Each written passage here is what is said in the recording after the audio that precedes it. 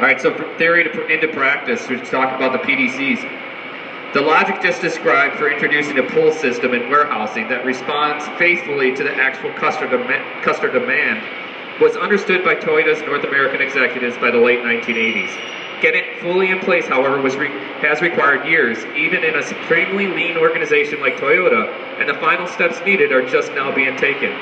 The translation of lean concepts into the warehouse has required considerable getting used to, for managers as well as employees, and Toyota has to convince its employees that the new way of thinking would not cause anyone to lose his or her job.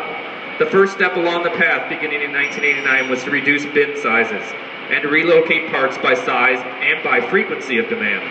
Trying to stock or pick a truck fender along with a spark plug on the same run was causing lost parts and the use of grossly oversized equipment, so it was important to segregate parts into small, medium, and large categories with their own section of the warehouse.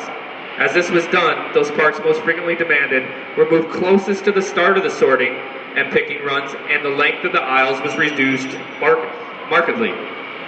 The consequences of these steps for the layout of the typical PDC are shown in 4.1 and 4.2, those two there.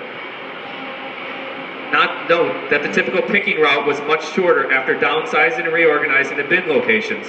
However, it's also important to note that because the batch size of replenishment orders was not changed, the total amount of a given part on hand remained the same. The extra stocks were stored in the reserves area of the warehouse and moved to the active bins as required. So that's just like we're talking about with Filtran, right? We make daily shipments. Doesn't mean that we have to keep every Filtran part back there. We've talked about. So this could be the long-term grocery store. We could be replenishing the convenience store in the back, the load. So we got to start thinking about movements and how we move and how often we move. There's a lot of data to that. So that's why we got to start moving into that direction to make sure that we're making use out of those movements. The other reason we talk about large equipment, right? That's why we're not hanging a 55-ton press or a 90-ton press with a 10-ton crane.